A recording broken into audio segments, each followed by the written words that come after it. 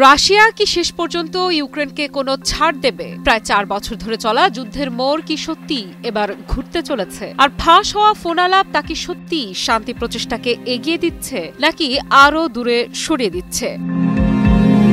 রাশিয়ার জ্যেষ্ঠ কূটনীতিক ইউরি উশাকভ স্পষ্ট জানিয়ে দিয়েছেন, ইউক্রেন যুদ্ধের অবসানে শান্তি পরিকল্পনায় মস্কো বড় কোনো ছাড় দিতে রাজি নয়। সম্প্রতি তার এই মন্তব্যের পরেই আলোচনার কেন্দ্রবিন্দুতে ফিরে আসে সেই ফোন আলাপ যেখানে মার্কিন বিশেষ দূত স্টিভ উইটকফকে শোনা যায় ট্রাম্পের কাছে কিভাবে শান্তি প্রস্তাব উপস্থাপন করতে হবে সে বিষয়ে রাশিয়াকে পরামর্শ দিচ্ছেন।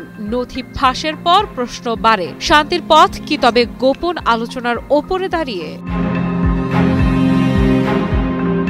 উইটকফ আগামী সপ্তাহে মস্কো সফরে যাচ্ছেন। প্রায় 4 বছর ধরে চলা যুদ্ধের সম্ভাব্য সমাধান নিয়ে তিনি রাশিয়ার সঙ্গে মুখোমুখি আলাপ করবেন বলে ধারণা করা হচ্ছে। এরই মধ্যে ট্রাম্প তার 28 দফা শান্তি পরিকল্পনা সামনে এনেছেন। রাশিয়া সেই পরিকল্পনায় আগ্রহ দেখালেও ইউক্রেন ও ইউরোপীয় মিত্ররা নিজেদের মতো যোগ করে একটি সংশোধিত কাঠামো দিয়েছে।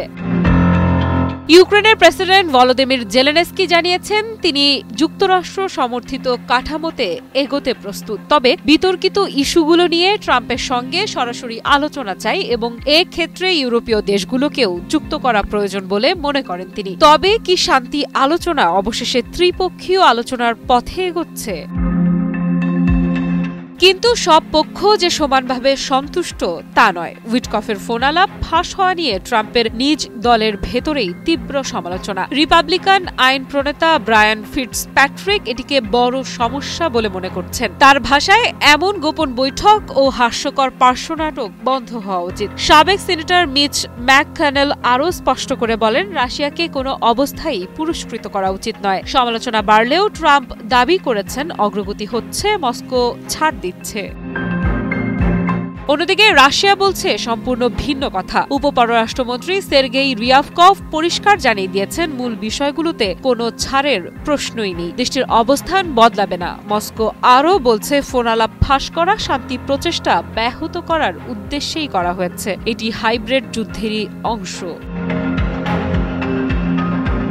বাছাইকৃত কাঁচামাল ও স্বয়ংক্রিয় ইউরোপিয়ান মেশিনে তৈরি হয় all time honeycomb, all time healthy life.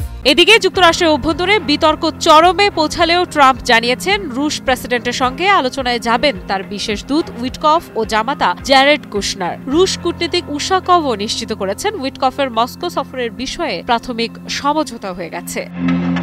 তাহলে কি শান্তি চুক্তি সত্যিই হতে চলেছে? ক্রেমলিনের মুখপাত্র দিমিত্রি পেসকভের উত্তর, অপেক্ষা করুন, এখনো বলার সময় আসেনি। রাশিয়ার কঠোর অবস্থান, যুক্তরাষ্ট্রের ভেতরের বিভাজন, ইউক্রেনের শর্ত, সব মিলিয়ে প্রশ্ন দাঁড়ায়, শান্তির পথ কি খুলছে নাকি আরও জটিল হচ্ছে? সময়ই বলবে যুদ্ধ থামাতে কারা কতটা ছাড় দিতে প্রস্তুত। আফ্রিদা ইফরা, নিউজ 24।